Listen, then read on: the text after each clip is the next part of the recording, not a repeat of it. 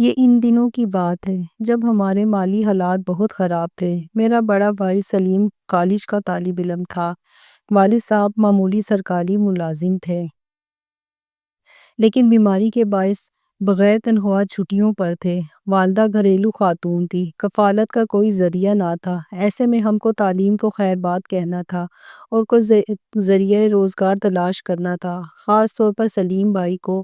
تاہم ہم دونوں میں سے کوئی بھی ملازمت کی خاطر تعلیم کو خیر بات کہنے پر تیار نہ تھا۔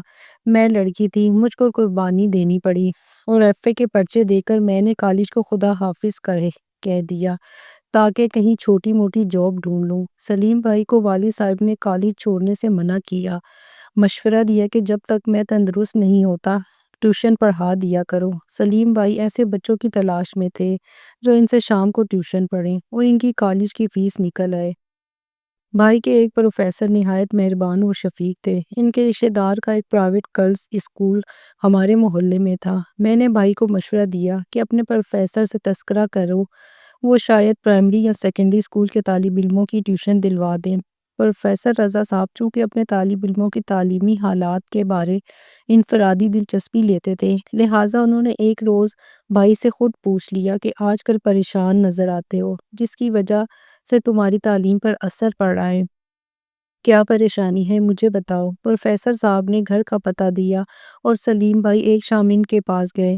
انہوں نے بیٹھک میں بٹھایا، بھائی سے شفقت کے ساتھ بات چیت کی تو اس نے بتا دیا کہ والد بیمار ہیں اور کچھ مالی پریشانی ہے۔ چھوٹی بہن کو ٹیچنگ جاب چاہیے، جبکہ میں بھی شام کی جاب تلاش کر رہا ہوں۔ پروفیسر صاحب کو جب علم ہوا کہ ان کے کزن کا اسکول ہمارے محلے میں ہے، انہوں نے کزن کو فون کر کے معلوم کیا کہ کیا وہاں چھوٹے بچوں کو پڑھانے کے لیے استانی کی ضرورت ہے۔ کزن نے بتایا کہ ایک ٹیچر کی اسامی خالی ہے، تم اپنی سسٹر کو کہو کہ کل میرے کزن سے مل لے، وہ اسے ملازمت دے دیں گے۔ اگر کچھ بچوں کو ٹیوشن درکار ہوگی تو وہ بھی پڑھا دے گی۔ تم فی الحال اپنی تعلیم کی جانب توجہ دو، کیونکہ 2-3 مضامین میں تمہارے نمبر کم آئے ہیں، ان پر خاص طور سے محنت درکار ہے۔ اگر میری مدد چاہیے شام کو آ جایا کرو، میں ان مضامین کو تمہیں گھر پر پڑھا دیا کروں گا۔ سالانہ امتحان نزدیک تھا۔ جن مضامین میں بھائی کمزور تھے وہ اپنے پروفیسر سے ان کے گھر پر جا کر پڑھنے لگے۔ پروفیسر صاحب نے بھائی کی فیس بھی معاف کروا دی۔ یہ ایک بڑی مدد تھی اور ہم اس مدد پر ان کے از حد مشکور اور احسان مند تھے۔ ایک بار سلیم بھائی پروفیسر صاحب کے گھر گئے، اتفاق کہ وہ موجود نہ تھے۔ دروازہ کھٹکھٹایا، دستک پر بارے کی کھڑکی کھلی اور پھر بند ہو گئی۔ اس کے بعد اکثر ایسا ہوتا، جب بھی سلیم بھائی وہاں جاتے اور پروفیسر صاحب گھر پر نہ ہوتے، دستک پر کھڑکی کے پٹ اسی طرح کھلتے اور پھر بند ہو جاتے۔ بھائی سمجھ جاتے کہ استاد صاحب گھر نہیں ہیں، لہٰذا اس کھڑکی کا نوٹس کیے بغیر وہ واپس لوٹ آتے۔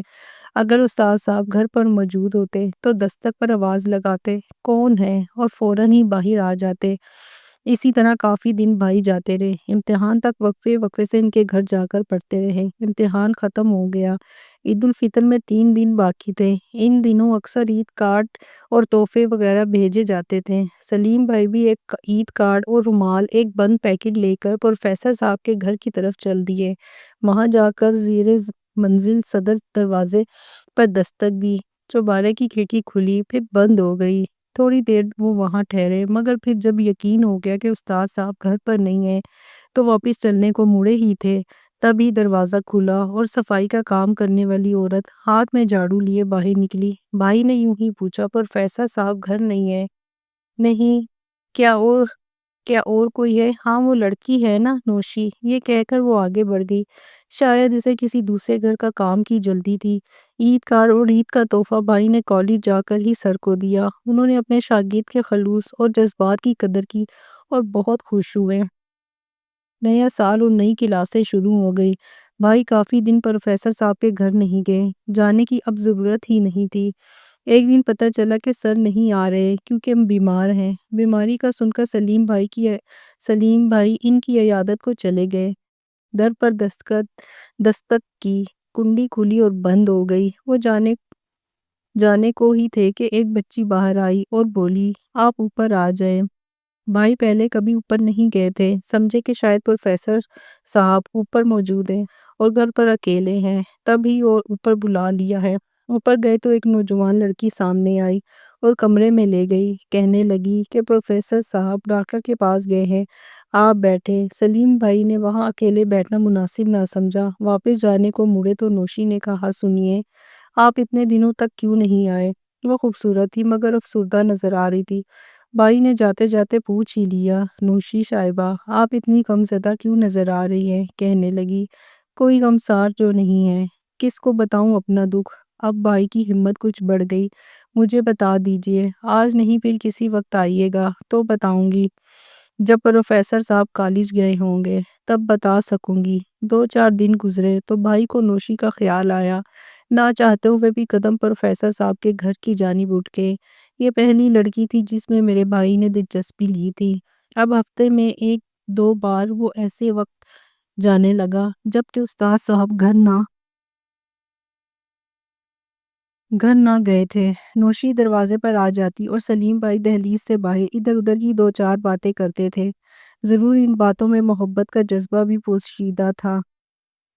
پھر یہ ہوا کہ دونوں ایک دوسرے کو محبت نامے تحریر کرنے لگے اور اپنے دلی جذبات شاعرانہ انداز میں بیان کرنے لگے۔ یہ خط گھر سے لکھ کر لے جاتے اور اس کے ہاتھ میں تھما دیتے اور وہ بھی محبت نامہ تحریر کر کے رکھتی تھی۔ جو الفاظ کے پروں پر جذبات کا تبادلہ ہوتا رہا، مگر گھر کی دہلیز کے باہر سے ہی۔ ابو اب صحت یاب ہو چکے تھے، نوکری پر جانے لگے اور بھائی سلیم نے گریجویشن مکمل کر لی، تو ایک روز سوچا کہ کسی طرح پروفیسر صاحب سے اپنا مدعا بیان کر دیں کہ وہ ان کی لڑکی نوشی سے شادی کرنا چاہتے ہیں۔ بھائی خود تو یہ بات اپنے استاد سے نہ کر سکتے تھے۔ مجھے کہا، مہجبین، کسی طرح تم ہی پروفیسر صاحب سے ان کی بیٹی کا رشتہ میرے لیے طلب کرنے میں امی کی مدد کرو۔ آپ لوگ وہاں جا کر بات کرو۔ استاد محترم سے اس بات کے کرنے میں سلیم بھائی کو شرم محسوس ہوتی تھی۔ سوچتے تھے کیا خبر پروفیسر صاحب نوشی کی شادی کسی اور سے کرنے کا ارادہ کر چکے ہوں۔ ایسی صورت میں ظاہر ہے بات کر کے کھوئیں گے۔ اندر بلایا اور بجائے بیٹھک کے سیدھے اوپر اپنے بیڈ روم میں لے گئے۔ آج گھر کا نقشہ ہی بدلا ہوا تھا، وہاں نوشی موجود نہیں تھی اور کوئی بھی نہیں تھا۔ تبھی ہمت کر کے سلیم نے پوچھ ہی لیا، آپ کی بیٹی اور بیگم کہیں گئی ہوئی ہیں؟ پروفیسر صاحب نے کہا، میری کوئی بیٹی نہیں ہے، البتہ بیگم ہے اور وہ میکے گئی ہیں۔ سامنے نوشی کی تصویر ٹیبل پر رکھی تھی، یہ آپ کی بیگم ہے؟ بھائی نے تصویر کی طرف اشارہ کیا، لہجے میں حیرت تھی۔ ہاں، یہ میری بیوی ہے۔